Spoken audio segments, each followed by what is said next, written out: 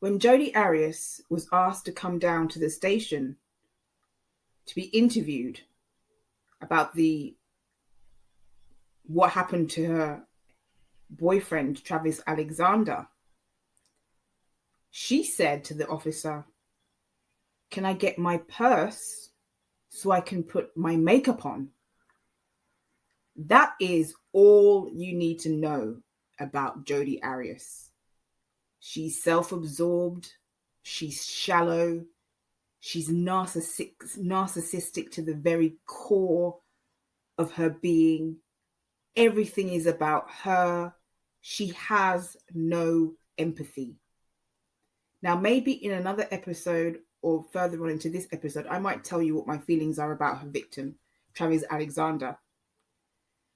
I don't have the empathy for him because I think he used her.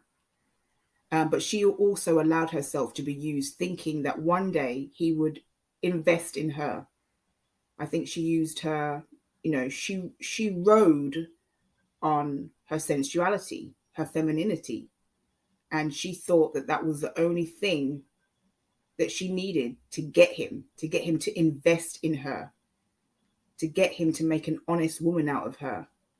And none of her efforts worked. And when she realized that none of her efforts to keep him, to get him to invest in her and take her seriously as more than just a floozy on the side, when she realized that, whatever she was doing, she tried to be a Mormon like what he was. When she realized whatever she was doing wasn't going to work, her wrath came out and he was found in his bathroom. We all know what happened to him. Anyone who, has researched this case or watched documentaries about this case, it's close to my heart because the actual incident, and I'm trying to use words that are not too inflammatory here. The actual incident happened, the incident stroke discovery happened on my birthday on June the 4th. So this case is very, very close to my heart. She did everything wrong. She did everything wrong, and she was an absolutely terrible liar to boot. Jodi Arias, Casey Anthony, Scott Peterson, Chris Watts, I would love them to be in a cell together, and I would love to be a fly on the wall to see their interactions with each other, because I think all of them are similar people. Not exactly the same type of people, but I think they're all similar. When you look at Jodi Arias, she's petite, she's soft-spoken, she's articulate. She doesn't look like the type of person that would do what she did. And I think in ordinary circumstances, she wouldn't have done that. But I think she was being led on. And I think she was just desperate and, she'd had enough. And you see what happened was pure rage. In the end, it was pure rage. That's what it was about. She'd had enough of being used. And, people talk about Travis Alexander being a nice guy. His friends talk very fondly of him. I don't think somebody who claims to be a Mormon and claims to be a good, hardworking Mormon who has a girlfriend that they're using in secret, I don't think that makes somebody a good person. And in actual fact, when I listen to phone conversations between Jodi Arias and Travis Alexander, these are two narcissists that were feeding each other's egos. And the things that he said to her, I think that Travis Alexander, I understand why people like him. I've seen some of his speeches. He is very charismatic. He was very charismatic. He's not my cup of tea in terms of looks, but he's very charismatic. But when you actually listen to the phone conversations between him and Jodi Arias, you see they're both feeding each other's egos. And I also think that he was kind of degrading and demeaning to her in a lot of ways. And I think she took that because she wanted to keep him. And like I said, learn from her. She did everything wrong. You never, ever, ever make yourself available to a man in the way she did. You make a man wait. You make a man miss you. You make a man yearn for you. You don't chase after a man and do everything. It was obvious that she was doing everything she possibly could to make him invest in her. And in the end, all her efforts failed. And what happened in the end was that she just got so angry, and the anger was building up inside her over time. And she took it out on him in a very vicious way. But Travis Alexander led her on and continued to use her. And that's why I don't have the empathy for him as a victim as I would do for a lot of victims. He knew that Jodi was obsessed. She had done things like put holes in his tires. She turned up at his house unannounced at all hours of the night. She was peeking through his window. She was looking through his phone at his text messages. He knew she was obsessive. He knew that she had stalker tendencies, and he still continued to see her.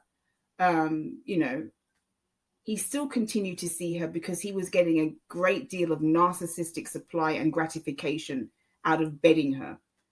And like I said, she allowed herself to be used and led on because she was desperate, thinking that he would finally invest in her one day. And he didn't see the danger that he was in because he was getting too much enjoyment out of using her. And it's just a terrible combination that these two had, and it was only going to end in tragedy.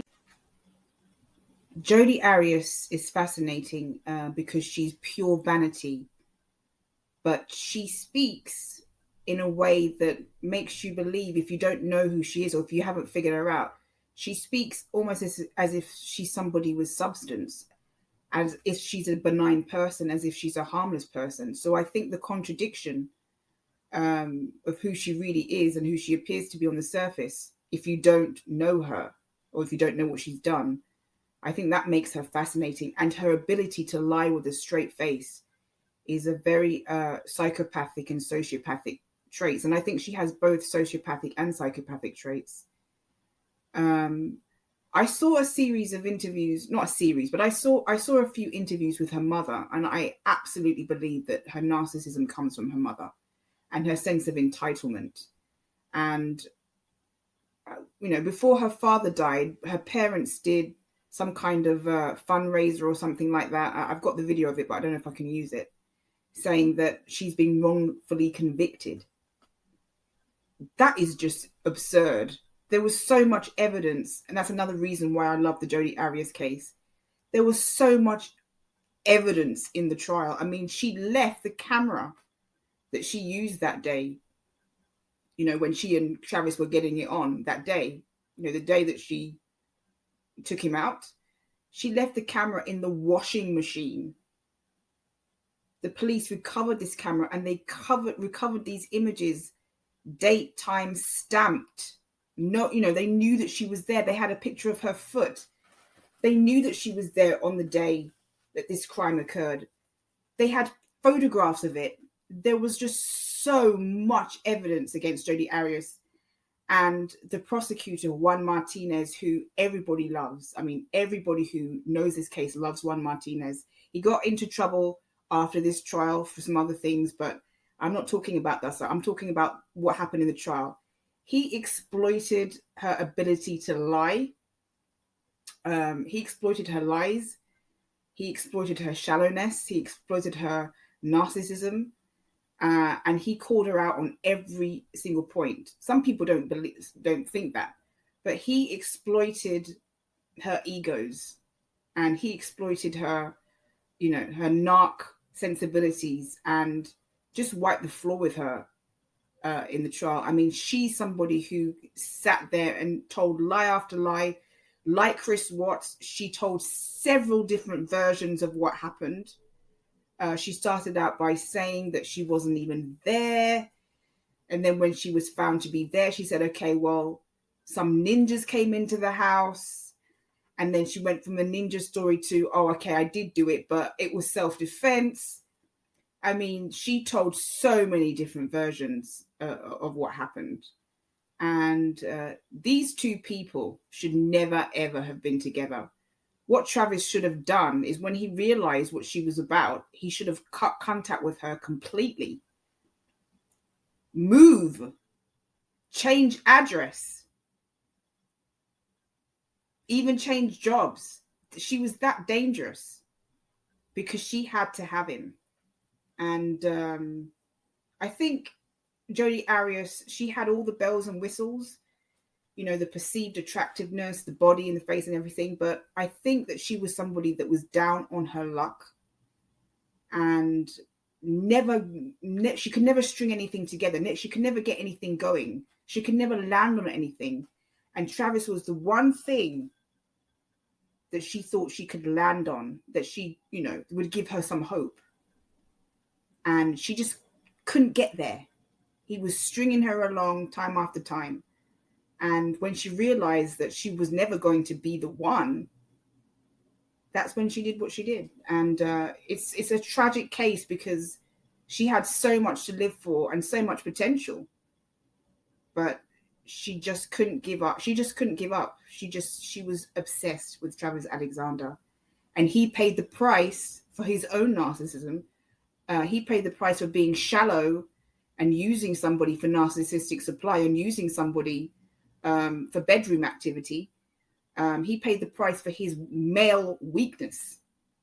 And it's just a tragic end to a tragic tale and a tragic case. But a lesson must be learned for this. Women, you need to do better. We need to do better. You don't do that. You don't make yourself available to a man like that. You make a man wait. You make a man work for your affection. You don't make yourself available in the way that Jodi Arias did. She did everything wrong.